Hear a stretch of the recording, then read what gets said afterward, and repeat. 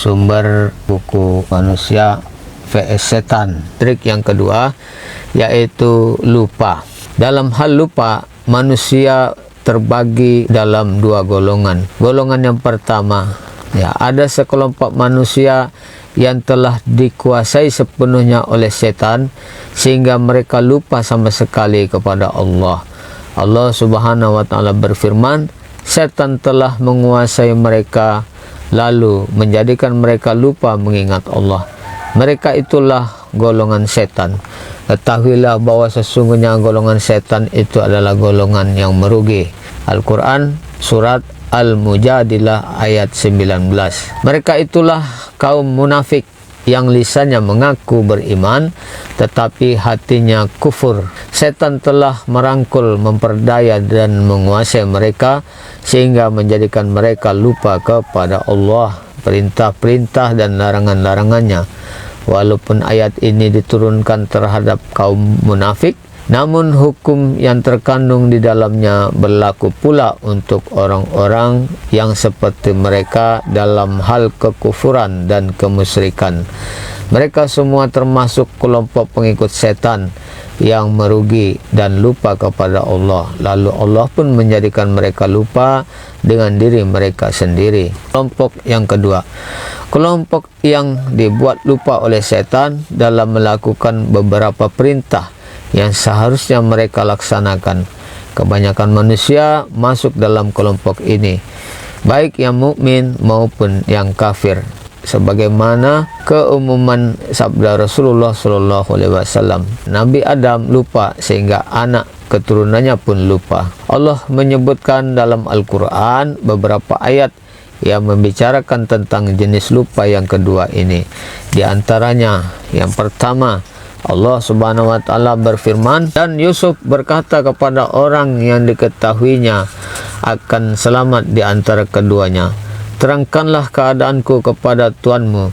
Maka setan menjadikannya lupa menerangkan keadaan Yusuf kepada tuannya. Karena itu tetaplah Yusuf dalam penjara beberapa tahun lamanya. Al-Quran surat Yusuf ayat 42. Ketika Nabi Yusuf menakwilkan mimpi dua orang pemuda, ia berkata kepada salah seorang yang diketahuinya akan selamat, ceritakan tentang diriku kepada sang raja, dan sesungguhnya aku adalah orang yang dizalimi. Atau ceritakan tentang pengetahuanku tentang takbir kepada raja. Nabi Yusuf berkata demikian agar ia dapat memberikan petunjuk kepada pemuda tadi, atau untuk mengisyaratkan kepadanya bahwa ia akan keluar. Para ahli tafsir berbeda dalam menafsirkan firman Allah. Maka setan menjadikannya lupa menerangkan keadaan Yusuf kepada tuannya. Siapakah yang dimaksud dengan orang yang dibuat lupa oleh setan? Pendapat mereka ada dua. Pendapat pertama, ia adalah Yusuf.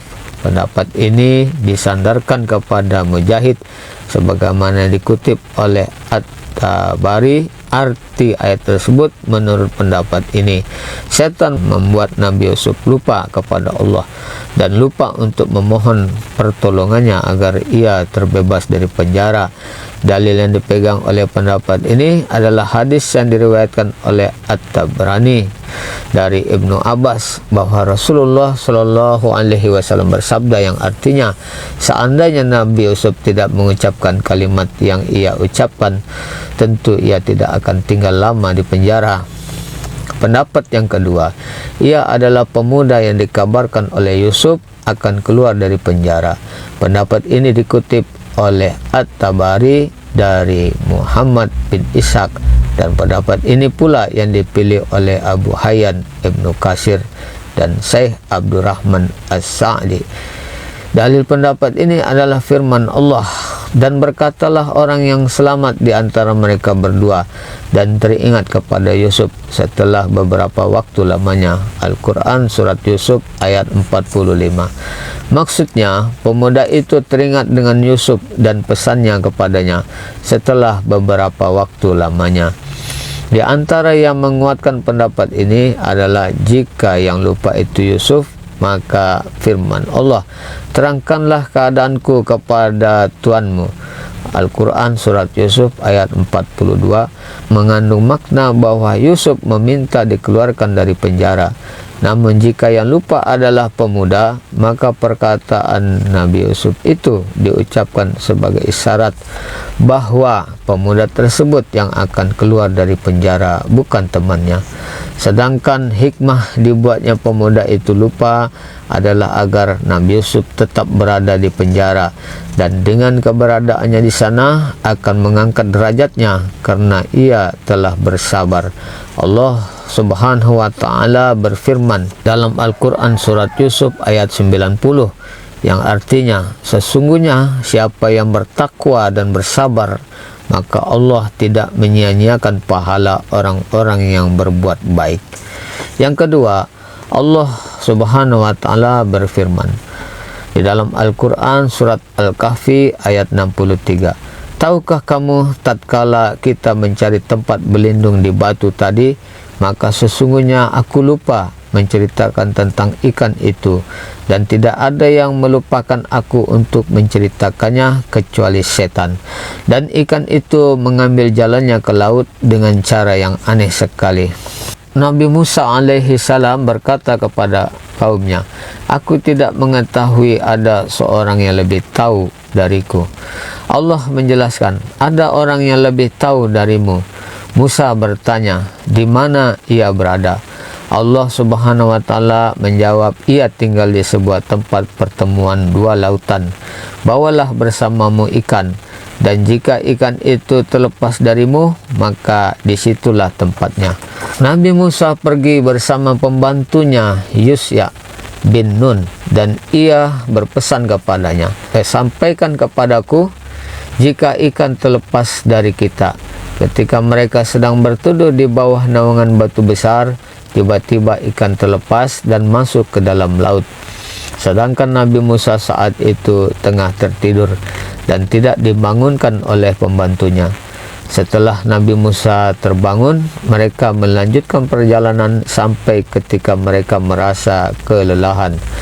Nabi Musa meminta bekal makanan kepada pembantunya. Pembantunya berkata, aku lupa, ikan tadi terlepas di dekat batu besar, dan setanlah yang membuatku lupa mengingatnya. Ikan membuat jalan yang aneh di lautan. Nabi Musa berkata, tempat itu yang kita cari.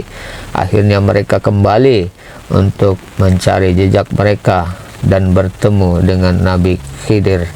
Yang ketiga, Allah Ta'ala berfirman di dalam Al-Quran surat Al-An'am ayat 68 yang artinya, dan apabila kamu melihat orang-orang memperolok-olokkan ayat kami, maka tinggalkanlah mereka sehingga mereka membicarakan pembicaraan yang lain.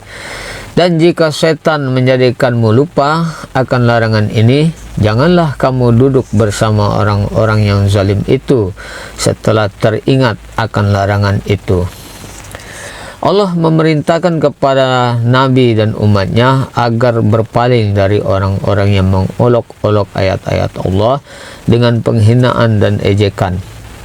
Jika setan membuat beliau lupa terhadap perintah menjauhi mereka, maka tatkala beliau ingat kembali, beliau tidak boleh bersama mereka. Jadi perintah berpaling menunjukkan kewajiban, dan larangan duduk bersama menunjukkan keharaman.